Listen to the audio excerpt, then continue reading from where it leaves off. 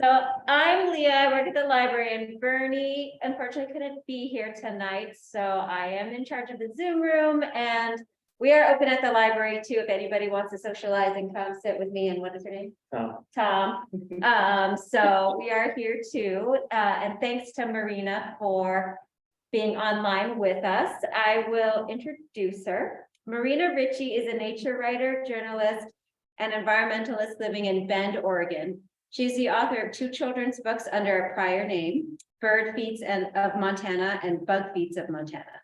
Marina has written for Birdwatching Magazine, National Wildlife Audubon, AT Journeys, Montana Naturalist, University of Montana's Vision and Research View magazines, as well as literary journals. And for Montana Natural History Center's radio program, Field Notes. Listen to a new field note on Kingfisher, or you can listen to a new field note on Kingfishers on our website. And Marina has a master's in journalism from the University of Montana and an undergraduate degree in biology from the University of Oregon. And you can visit her website to read her bi-monthly nature blogs at www.marinarichie.com. And without further ado, I'll turn it over to Marina. Thank you, Leah. I really appreciate the introduction, and it's great to be here. And I'm going to just jump right in with the screen share.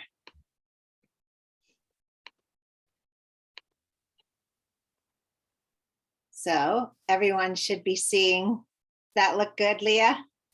Yeah. Okay, great. I'm going to put it onto the, let's see. The slideshow view, which, there we go. Okay, there, everything's up. So welcome. Halcyon Journey in Search of the Belted Kingfisher is the name of my book and this presentation. I'm very grateful to the Jackson Hole Bird and Nature Club for hosting me, and for Leah at the Teton Library. So let's get started with Kingfishers. I'd like to begin with humble gratitude for the indigenous peoples who have known the belted kingfisher since time immemorial. So let's do a rattle greetings from the kingfisher.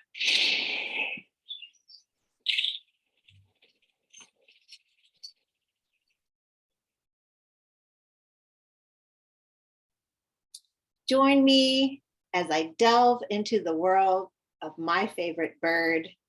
I'll share some natural history and excerpts from my book, which is the first dedicated to North America's belted kingfisher, one that finds a home right in Jackson, Wyoming, and surrounding locales, and for people tuning in from elsewhere, likely near you too.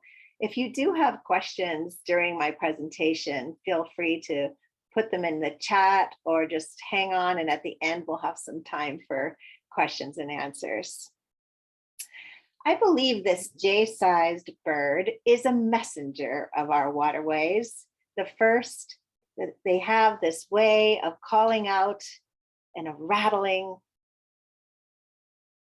call that you heard just earlier, and they alert us to the importance of clean, fish-filled, and vibrant waters. They call us to act on behalf of complex communities of life linked to water, especially in a time of accelerating climate change and drought here in the West. They call us to come closer to nature for healing, for kinship, and for rejuvenation of our spirits. The kingfisher connects us to the origins of our precious fresh water, from the headwater springs to dreamy havens that paddlers love, like Flat Creek, pictured here in this photo by my friend Chris Page of Driggs, who suggests, if you're in the area, looking and listening for kingfishers at the Interagency Visitor Center bird viewing deck on North Cache in Jackson, the Flat Creek pullout north of the center, the bike path in Jackson, where it follows Flat Creek. And I'll share a few more of her ideas later and look forward to hearing from you as well. Well, I can imagine a kingfisher flashing blue and white wings low in the mist of this beautiful autumn scene here. Another photo by Chris. Tonight, I'll take you on an armchair adventure in the company of the most experienced and knowledgeable river guide. The kingfisher knows every bend, every rapid, every pool, every season, and the entire furred, finned, scaled, and feathered community. Most of all, this guide would be the one every angler would want to hire, with an uncanny ability to know where the fish are at any given moment. This is the cover of my book. And I always like to give a thank you to my wonderful publisher, Oregon State University Press. The book came out in May of 2022.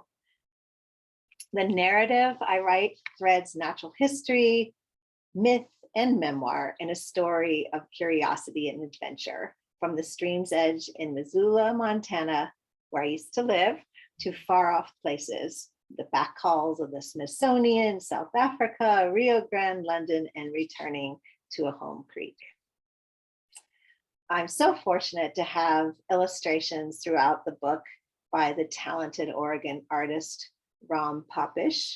There's one, and I'll give you a little sampling of a few others with some of the accompanying photos that show what he was depicting in color. But the ring kingfishers show up in my book in a chapter on the lower Rio Grande, closest relative to the belted kingfisher. I was doing some exploring, seeking answers to a mystery, as I was in the middle photo when I went in the back halls of the Smithsonian to look at these study skins, some of them dating to the 1800s, and then over in South Africa, checking out another close relative, the giant kingfisher. I thought to get all of us on the same page, because I know maybe not everyone is a kingfisher fan or knows a lot about them. I write this in my book: flying with practiced ease above North America's streams, rivers, lakes, ponds, and coastlines, belted kingfishers are the supreme avian anglers. They may be only a tad bigger than robins, but their beaks are blades and their obsidian eyes miss nothing. Well, as you can see, they're very differently proportioned, aren't they? Look at the head of the kingfisher, including the crest, and the size of the beak difference, and notice the tiny toes of the kingfisher and the long legs of the robin. You will not find a belted kingfisher hopping around like a robin. Here, I'll read an excerpt where I describe a scene with a male and female on the Yellowstone River near Billings, Montana. This photo is not from that scene, but it fits pretty well. And I wanted to mention that the photos, almost all the kingfisher photos and many of the wildlife photos, are by a wonderful photographer, Charles Wheeler in Idaho, who generously gives me permission to use them. So this is from my book, a little bit longer. I saw her, a female kingfisher perched on a fallen tree, moored in the center of the river. Her crested head was the blue of washed denim, tousled and sodden. White neck feathers formed a gleaming ring above a slate blue band that dipped to a point on her snowy chest. Below that, a rusty red belt clasped in mid-belly and draped down both flanks, partly hidden by closed wings of blue-gray hues. Only the female wears the namesake belt, and that could be meaningful. In contrast, a male shows a single bluish upper band, like a prim bandana on his white breast. In the bird world, males are almost always more colorful than females when there's a difference between the two. The rare gender reversal drew me in like the myth. Could I chase clues to this puzzle that scientists had yet to solve? A male flew in, a pinwheel of whites and thunderous blues. His flurry of notes pattered like rain. She preened her wet feathers. He landed and then lifted off, each downward wing stroke scooping the heavy air. She followed him skyward, wheeling to expose white underwings with the reddish plumage extending into her armpits like the work of a slapdash painter. Circling once, they descended in unison to the same driftwood that parted the currents. He looked upriver, and she swiveled her head to glance downriver. Out in the middle of the turbid Yellowstone River, the pair seemed unperturbed by the torrent. Or were they? Perhaps their hearts beat faster in each other's presence, like two people on a park bench in the rain, wildly attracted to each other. Well, where do kingfishers live in North America? When I mentioned this is our bird and they're found everywhere, I wanted to quickly show this range map, and you can see that the far northern parts of the kingfisher range are only where they live in the breeding season because it freezes a lot up on the waters and rivers, so they have to go south, both males and females. The purple area in the middle is where you'll find kingfishers year round. However, in the winter, especially in the northern parts of that area, like Jackson, many of the females leave. They will fly south as far as the tips of Venezuela, as you can see here. So the males tend to stick it out because they want to be there guarding their precious territory, which we'll talk about more. Well, sometimes I'm asked, what other kingfishers are there in the United States or North America? Well, then they're kind of surprised to know the latest tally is we have 120 kingfisher species worldwide. But in Canada and the US, really, we just have this one belted kingfisher, except the ringed green and occasionally the Amazon right near the Mexico border. So kingfishers are found on every continent except Antarctica. They have that recognizable big head, dagger bill, tiny feet, and they are burrow nesters, which I can't wait to tell you more about. And they range in size from this African dwarf kingfisher, the size of a hummingbird, to the laughing kookaburra in Australia. And not all of them are fishing birds. In fact, quite a few live in forests and are sit and wait predators, just flying down on lizards or insects. Sadly, more than half the species are at risk, from critically endangered to vulnerable. So how are belted kingfishers doing? From my book, I read, time is short to reweave our fraying tapestry of life. North America's bird population has dwindled by 2.9 billion birds since 1970, with losses in every ecosystem, while an estimated population of 1.7 million breeding belted kingfishers might sound like these birds have escaped this devastating trend. More than 1 million fewer birds now trace our waterways than in 1970. Our watery planet is 97% salty and only 3% fresh. We cannot afford to be cavalier. Their watery realm where kingfishers live is among the richest and lushest of habitats, often these riparian areas along streams and rivers. And this is a photo from the Deschutes River near my home in Bend, my local favorite place for seeing kingfishers. I get out there as often as I can. I was there yesterday listening to one, flying, perching, and they are nesting there as well. I do love rainbows, and they appear more than once in my book, so I thought I'd read a very short excerpt. One evening, a storm cooled the July air where I was weeding a flower bed in the backyard. When a rainbow spanned the upper valley, I dropped my garden tools and headed toward the anchoring place on Rattlesnake Creek. Sure enough, 2 kingfishers curved past the nesting bank that marked the pot of gold. And when you're out with kingfishers, you're often out with many of their kin.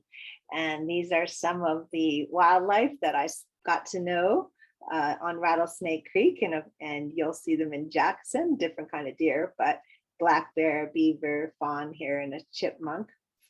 And some of my favorite birds that show up throughout my book, cedar waxwings. Dippers play a very big role in my book.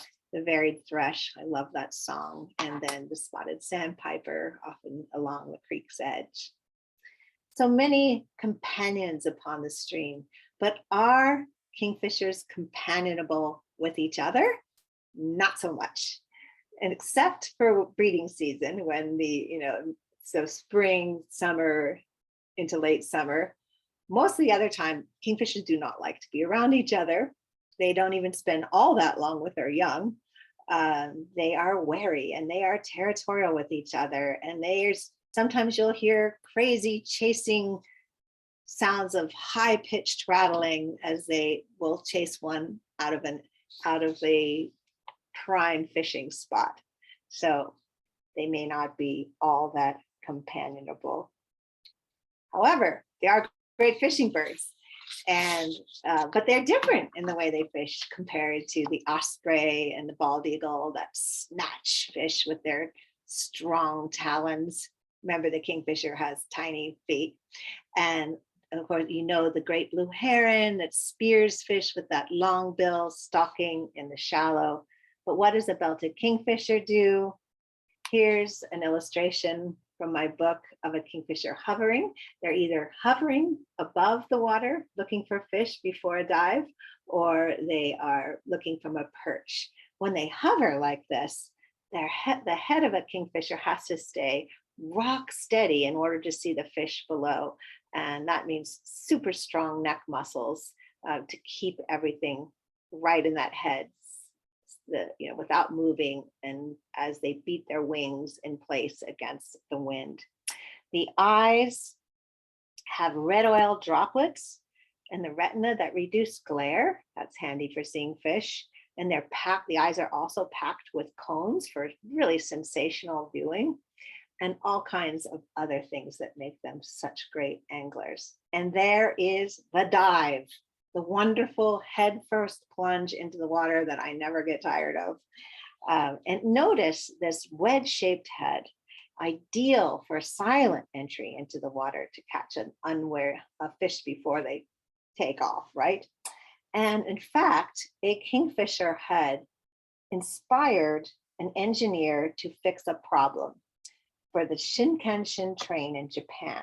Today, that head, the front of the train looks like a kingfisher head, and it solved this design flaw. And this was the problem. Back in the 1990s, this train went 200 miles an hour and would enter a tunnel, like going from one medium to another, like a kingfisher goes from air to water, but this one was going into a tunnel, and coming out the other side, the pressure wave at then the bullet-shaped front caused a sonic boom upon exit.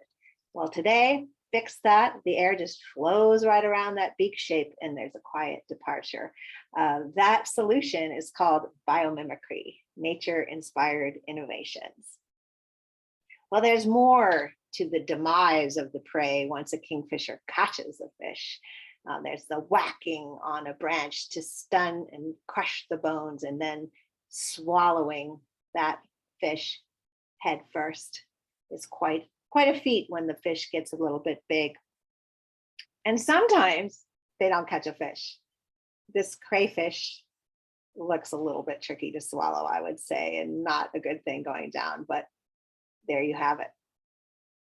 But what might be the most mysterious thing that people are amazed to discover about kingfishers is they don't nest in stick nests, they nest in a burrow. And this tennis ball sized nest in a steep earthen vertical bank, often close to water, is what you look for if you want to see a belted kingfisher nest. They can be among many kingfisher holes in the same bank, but they only have one active one per year. The others might have been dead ends or was from prior years and abandoned. And sometimes they share these tall vertical earthen banks that are just right for digging. They share them with bank swallows that also are digging their nests. If you do come across an active belted kingfisher nest, be sure to give them plenty of room. They're really wary and skittish and do not like disturbance. And this is what happens when belted kingfishers dig a nest with those tiny feet. In fact, what's cool is those little toes, two of them are fused together. It's a feature called syndactyly, and it gives a kingfisher the ability to dig a little better. And boy, dirt can really fly. First, they start with their beaks typically just to get a hole going, and then kick it all out with their feet and dig a hole, sometimes just as fast as a few days or a week. And that tunnel that slightly ascends can go 3, 4, 5, even 6 or 7 feet deep into a bank. And then they create a burrow-sized chamber for the eggs. Well, there's a lot that happens during the courtship, mating, digging season. And mating is a very brief affair, but often abundant. And during that time, they're still digging. But afterwards, when things settle down, the female will lay 5 to 8 white eggs. They're about the quail egg sized. And she lays them one at a time, and usually one per day. And then when she's got a full clutch, then the incubation period starts. So the chicks will hatch all at the same time. And the male and the female take turns incubating. I discovered some new things that were not in texts that I read about how they share and when they share and what happens during incubation. The chicks are born featherless. This is after about 3 weeks. And when they hatch, they have to be brooded and cared for. So one of the parents will stay with the new chicks while the other one's out fishing for tiny fish. And eventually they get all their flight and tail feathers and everything they need. And a month later, off they go. They're fledged into the world. And boy, they have to learn pretty quick. Here, a parent female is feeding her young a fish in those first week or so. And I have parts of my book where I talk about the young kingfishers learning the art of flying and fishing.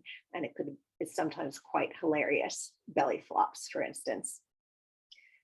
But it's a serious world for young kingfishers, like a lot of young birds. You know, they have to watch out. And this little kingfisher is looking up in the air for a good reason. That's a goshawk on photo pictured here. Goshawks, Cooper's hawks, sharpshin hawks all eat birds, and kingfishers are among their prey, both adults and young. So the young have to learn to be wary pretty quickly. And you can notice this is a young kingfisher because that upper band has a little bit of bronze color in it. And that's an indication that this is a young bird. So where are we so far? You've heard that thrilling, chattering call, that kingfishers remind us of the origins of our fresh water, so essential to life. A bird where the female is brighter than the male. Maybe she holds the power. And as I explore in my book, a bird that's such an extraordinary angler and knows the sky and the deep underground, the burrowing for a nest. Also that kingfishers are so elusive and skittish and territorial. Well, how might all these qualities play out? It adds to the mystique for sure. And really, this is a bird that knows what it is to guard and defend a home.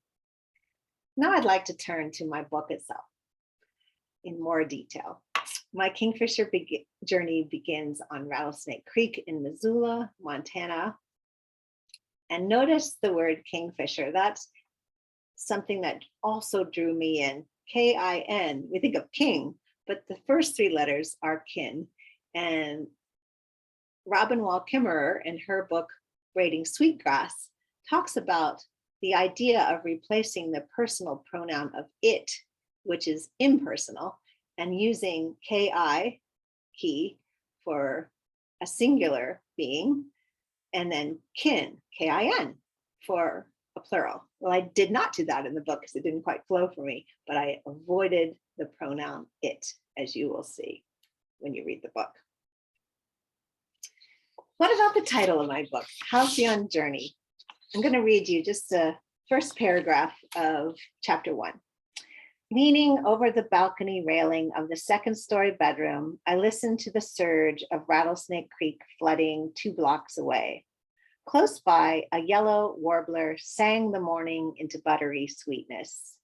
Robins caroled, magpies squawked, but the ringing staccato of the bird I longed to hear would never mingle with backyard birds. Instead, the belted kingfisher would be pelting downstream on strong wings, always looking for fish. And minutes earlier, I'd read the dictionary word of the day, which I have up here for you.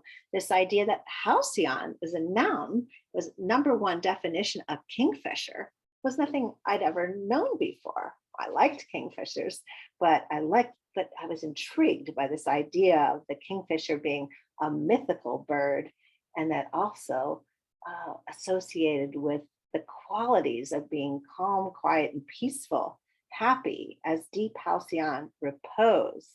And of course, if we've seen kingfishers diving, being so predatory, how could that be? That said, I was definitely intrigued. So tracing the halcyon definition to an ancient Greek myth, I read of two lovers, Halcyon and Ceyx, transformed by the gods Zeus and Hera into kingfishers, destined to nest annually over the winter solstice. Then Aeolus, god of the winds and father of Halcyon, would calm the rough waves for 14 days, 7 on either side of the solstice. Sailors called this interlude the Halcyon days, bracketed by storms. Well, of course, it is a myth. So therefore, I have a photo of what a common kingfisher actually does. The two of them will be incubating eggs inside a burrow. But you gotta love a good myth. Besides, transformation into a bird, something I've loved since I was a kid. As I wrote, since childhood, I dreamed of feathers, light hollow bones, and lofting above the earth on wings that would never let me fall. Pursue a bird of happiness and transformation, I was in. And this is a photo my dad took of my brother David and me at Mount Rainier National Park, where he was the assistant superintendent, and really a pivotal place for who I am today. Well, the bird of myth, the common kingfisher, may live far away in Europe and Asia, yet right here, North America's belted kingfisher bears the colors of water, the royalty of a frisky crest that rips in the winds. The scientific name is Megaceral alcyon. The genus means big blue, and the species name alcyon is the Greek spelling of halcyon. I chose the belted kingfisher on a spring morning of revelation. At once powerful and agile, the kingfisher flies high above the trees or low to the currents. By attending to this bird, would I find the halcyon rhythm of my home watershed. And my then home of Rattlesnake Creek area is pictured in this illustration that Ram did in the beginning of the book, where you can kind of follow different places that I was without giving away the nest location. And I made sure we had the proper Salish names included and honor the Salish homeland as much as possible. So I write, the heartbeat of the story pulses along Rattlesnake Creek in Missoula, Montana, where a pair of kingfishers still court, nest, and tend their young to the music of rollicking currents. Over the course of 7 years, from spring 2008 to the summer of 2015, I followed with curiosity as the birds continued to baffle, elude, and enlighten. Here's a scene for my camouflage turkey hunting blind that is on a hidden spot on Rattlesnake Creek, and you cannot see, but there is a burrow across the way. And a little bit from the book about that. Hiding in a camouflage blind, I merged with the alders, cottonwoods, and pines. When a Swainson's thrush landed within grasp and opened his beak to sing, I nodded to yet another sign of my bird-loving father's presence, as if we could still revel in the soloist poet of the wafting, spiraling away verse. In the company of creekside inhabitants, sorrows and losses cascaded into the clear waters where bull trout finned upstream to spawn. So indeed, I would come to terms with the loss of my dad there along Rattlesnake Creek.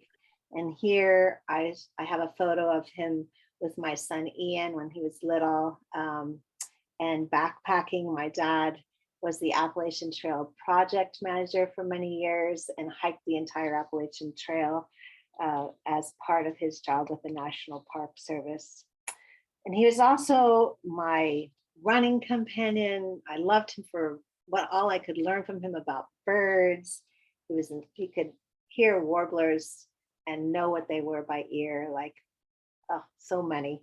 And so I often felt my dad cheering me on especially when things were a bit difficult and blizzards and cold and dark and frustrations along the way. And I did have help in person. These are my two naturalist friends, Lisa and Paul Hendricks. And Lisa and I took turns often at the camouflage blind in some years, and especially when the parents had stepped up to feed their young, and we were noting it all down because they wanted to be good citizen scientists. So speaking of together, we published a finding. Nothing like watching carefully, you're going to learn something new.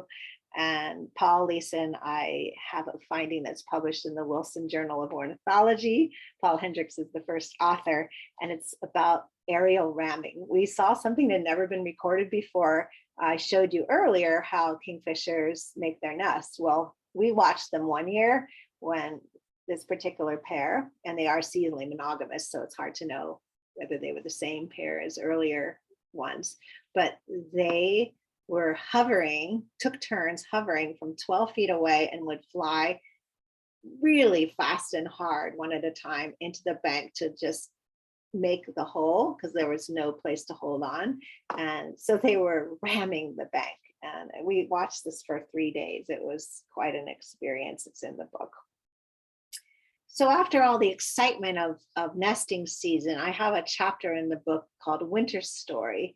And much of that takes place in the Bugbee Preserve, a little place on Rattlesnake Creek, with this stone, with this wonderful phrase that is still meaningful in my life today. In attending to this wilderness, I knew myself to have been instructed for life. Henry Bugbee was an incredible philosopher. And there I spent some really reflective time. And this chapter also brings in the myths and stories of the indigenous peoples, and ones that I found from credible sources and verifiable. That was really important. And some should really only be spoken aloud in winter, but I can share this, a quick one.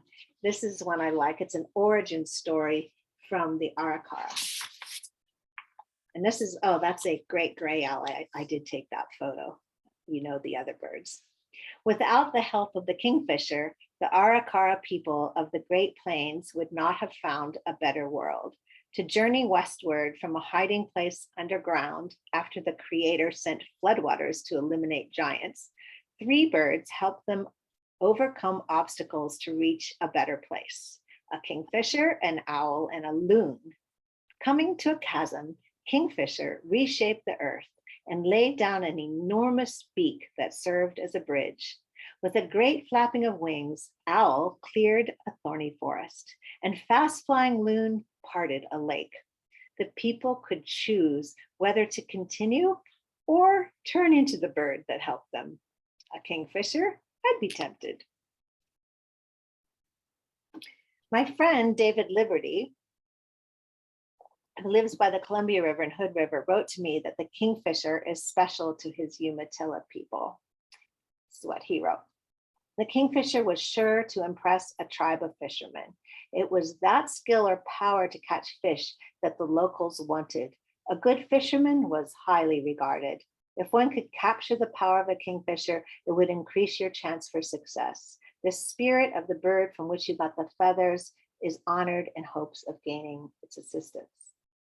So I like that. I did gain a lot of assistance from kingfishers, even though I'm not an angler, and I have found some feathers. And I like to think the spirit of the bird was with me then and now. I also believe that being out in nature is a way to come closer to wildlife. in ways that are so surprising when you're just still. So I wrote right in the book about this experience. Seeking the halcyon bird, I've come closer to wildlife than ever before. Like one afternoon in late September of 2011, seated by the upper nest bank, drinking in the domain of kingfishers with no real purpose. The creek bubbled over a glossy rock with a gulp and glug, and maroon dogwood leaves shook in a slight breeze. Then, like a river phantom, a sinewy mink flowed over my outstretched bare legs. Feeling the rippling of chocolate-hued fur, I knew the meaning of becoming one with the wild neighborhood. And there too, I did tap into my dad's belief in me. I crossed some challenging chasms personally until it was time to pack up my camper and become a roving naturalist from 2015 to 2016. And I followed my true north, carrying my love of home to new ones. And I traveled with my little porcelain ceramic kingfishers and also found them along the way and followed an adage that I'd learned from Salish elder Louis Adams that's in the book. And it's this: no one was in a rush then because everywhere was home. Something we all ought to think about. And since those days of intensely following the kingfisher, I do believe I'm both stronger as a person and living with a little more humility and respect and wonder the more I know and don't know about kingfishers. And that's why I want to share this photo. You might be wondering, this is another old family photo my dad took of us looking at Mount Rainier. And I wrote in the book, at last too, I understood my father's infamous slideshows, a wellspring of family hilarity whenever we show them. In most slides, my mother, brothers, and I face away from the camera, tiny in comparison to the majesty of a mountain, waterfall, forest, or grassland. We were never the centerpiece, at least when it came to landscape. We were always well loved. And so I would come back to Oregon, where I used to live before I moved to Montana. And I continue my story right from here today. The kingfisher remains messenger, helper, protector, a reminder of what I learned and take with me now. And returning to this idea of the kingfisher as a messenger, I hope I've given you a sense of this bird, both as an amazing angler, a provider for young, a helper in myths that connect us to our animal selves, and a bird that takes us into nature, deeper into reflection so we can emerge to know ourselves, and to encourage you to go out and follow the kingfisher or maybe another bird or maybe an animal, and to take tangible actions on behalf of nature and to keep being curious and learning. So now, as we come to the close of my talk, this is your turn to do something. So take a moment and think of a stretch of water that calls to you. It could be a trickling spring, a waterfall, a lake, a river, fresh salt water. Maybe now you might even close your eyes. Imagine the scents, the sounds, your toes dipping in water. Oops. Maybe the sound of the kingfisher. And how does that make you feel? What makes a place home? And like this chick peering out into the world for the first time, never forget that sense of wonder. And if you are in the Jackson area, and you probably know kingfishers already, I hope you can share some of your ideas of where to see them. A few more tips from Chris. She mentioned the bridge over the Snake River in Moose, the Oxbow Overlook, and Cattleman's Bridge area in Grand Teton National Park, Emily's Pond Trail, either side of Highway 22, Snake River Bridge, Fish Creek in Wilson, and several river access sites along the Teton River in Teton Valley. So with that, I'm going to end my part of the presentation and urge you to buy my book at the Valley Bookstore in Jackson. Apparently they have ordered copies, so they should be there. And I love supporting independent bookstores, even though my book is online. And of course, support the Jackson Hole Bird and Nature Club. My website's really easy to remember because it's just my name, Marina Richie. And my email is quite similar with just a 1 after it. So with that, I think I will stop sharing my screen and turn it over for some questions.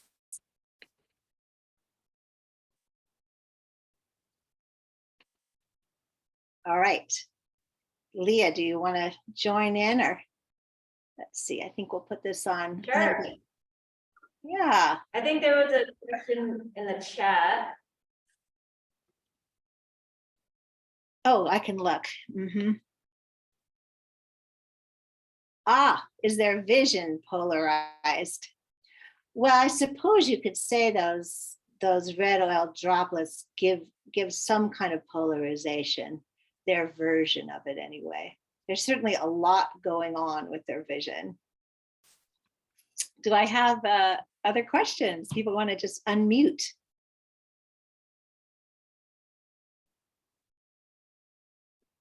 Is there a particular species of fish that is the favorite of the kingfisher? Or do they like any of them that are the right size? They like any of them that are right size. And the right size is kind of an amazing thing. You know, the kingfishers are looking for fish that are near the surface because they don't go all the way underwater. They will in a pinch to escape a predator. But so finding a fish at the surface, what's amazing is when they are feeding their young, you know, they start off by getting these super small trout or other kinds of fish that you can barely see them in their beak because they hold them lengthwise. And then they know to keep fishing for slightly larger fish every week. And it's incredible accuracy. Interesting, thanks. Yeah, you're welcome. I see a question so a comment. Someone said they've seen kingfishers at Kelly Warm Spring in December for the bird count. Excellent.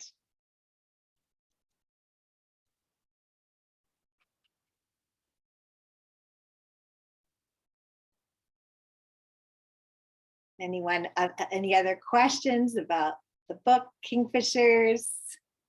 Anything? I'm sure there's a lot of things I missed I can talk about. Does it seem that they have an affinity for utility lines that go over streams? I mean, yes, absolutely right. You know, one thing I will say about the belted kingfisher, which gives me a little bit of hope for them doing pretty well in our changing world, is they adapt to us, to some of our structures. And they love a telephone line across us, remember, because they can perch on it. That's a good place to look for them. So yeah, they absolutely do like the wires. They don't seem to care whether it's a, you know, beautiful spot or not, as long as they have a good view of the water.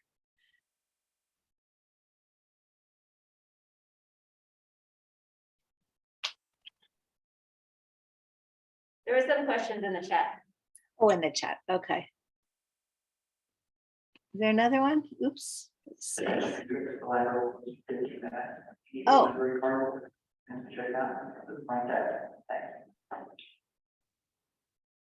I couldn't quite. Was that a question? That was our overhead, like library closing announcement. Oh, okay. That's for me.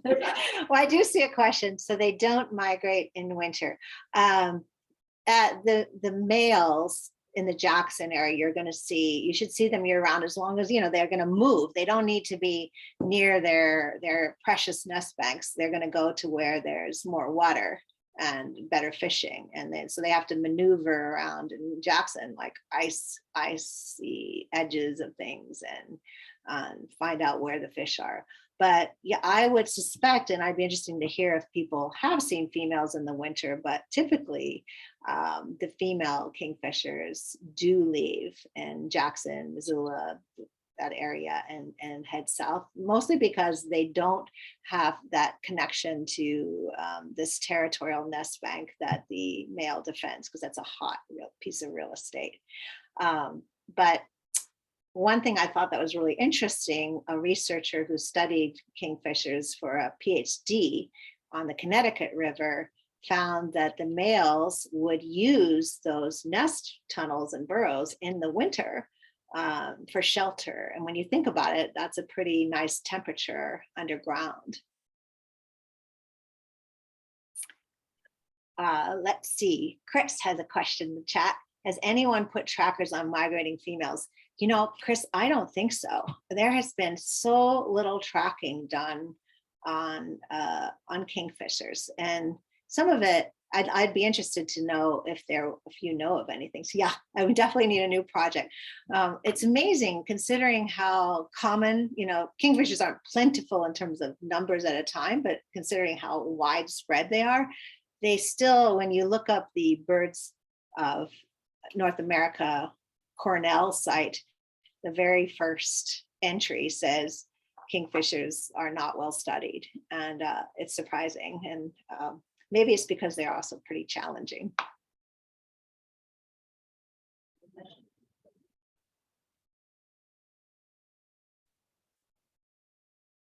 So I have to say I'm happy to see some of my family is here. Thank you for coming. I see Savannah, Rob, Cynthia, Andrea, Becca. So thanks. These are so out of Jackson. Well, Drea is right in Jackson. So thank you for coming. And yeah, any other thoughts, questions? Kingfisher observations? Oh, here's a question. Do our kingfishers eat anything besides fish? Yes. You know, they are, you know, they're opportunists. So you also have to think about times when the water might be muddy from flooding and they can't see very well. So they might like pick up something else. So personally, I've only seen kingfishers with fish, but other people have recorded them with, you know, frogs and even big salmon flies, or certainly like the crayfish. So they will for sure.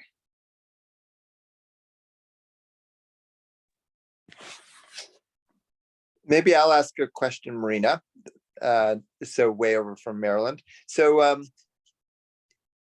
you, in writing this book and preparing for it, were sort of part of this, I guess, you know, the citizen naturalist, the you know, someone who obviously had done a lot of learning about wildlife over the years, but are not a, you know, a PhD in this. But so you're part of a tradition of people doing that. Are there some stories, ongoing stories of people who are sort of part of that tradition that you feel part of?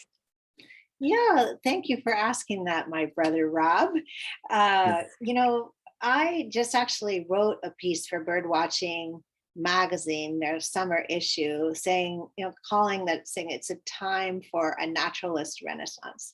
We need more naturalists and citizen scientists who are out there observing and recording and connecting with nature and contributing to science. And I'm happy to say that we do have a growing number of people, and there's all kinds of ways to contribute. You know, there's simple things like putting your bird sightings on eBird, the app, and using iNaturalist. These are important tools that are really making a difference. And then, you know, I think that there's all kinds of stories. I actually was quite inspired by some of the early naturalist women who were out in the 1900s in their long skirts, you know, hiking up these steep muddy banks and looking for kingfishers. So there's a long tradition of naturalists, and I actually think we do need more of a return to that with our kids, getting kids out. So yeah, thanks for asking that. Okay, I've got a few more things. Chris says, belted kingfishers seem much more flighty and difficult to observe closely than other species around the world. What do you think? Yes. That's what I thought. Oh gosh, I'm going to follow Kingfisher, Baltic Kingfisher, and learn so much about them. And quite a bit of my book is about missing them in action and them getting away and vanishing around the next bend. They are flighty. They are difficult to observe, but sometimes they're not. Like everything, it's hard to make a generality. And I talk about the Boise River, where I spent some time, and I was like, what's going on with these kingfishers? They seem to just, they'll still fly away, but you go right by them on bikes and pedestrians, and there's maybe so many spaced along there that you see them more. But I also did find in winter that the kingfisher that I watched, particularly in downtown Missoula on a wire, was also much more sedentary. But yes, they are flighty. They are difficult to observe. They never get used to you, believe me. So, I think that's actually a pretty cool attribute. It makes them more challenging. Photographers often think of them as their nemesis.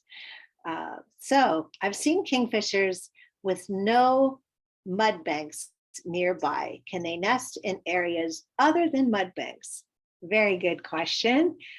Yes, they can. And some, when there's a shortage of those banks along a lake or a river or even a coastline, they will sometimes fly up to half a mile away to seek something else suitable. They've been found, and once again, here's adapting to us in quarries for gravel and sand, as long as it's not collapsing. And they will sometimes use cut banks on a road as long as there's not traffic. I think that's a challenging thing for them. They might start there and go, no, this isn't going to work.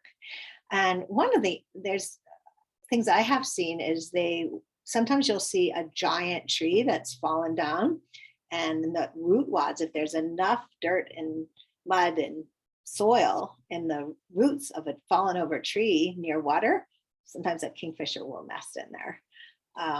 And they have sometimes used beaver slides. I'd have to kind of picture that. I've never seen that. I've just read that. So yeah, there are a few other options, but it is a limiting factor for them. And I have another question.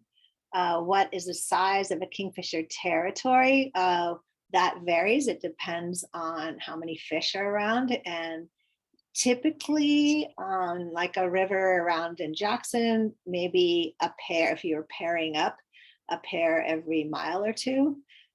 They can be closer if there's more fish and more nest banks.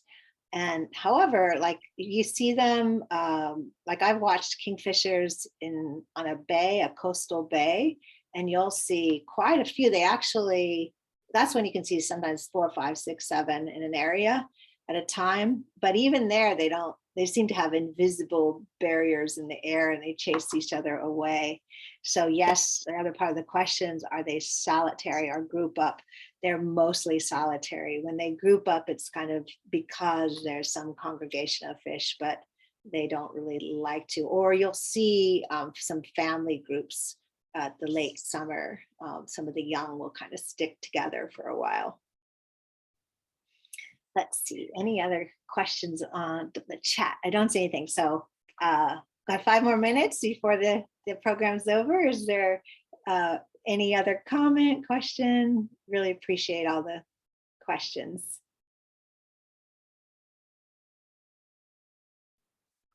Well, thanks very much for a wonderful presentation. We've enjoyed it very much.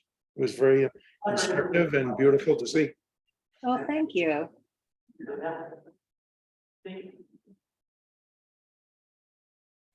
Well, I really appreciate it. And I wish I was there with all of you in Jackson. It's nice to see others here too. And I hope you'll go find my book. And if you like it, share it with others and get the word out. So I think we're pretty much close to ending. Any final thoughts from Leah at the Teton County Library? Thank you very much for joining us. And we'll post a video on our YouTube page. Great. So missed anything. Yeah.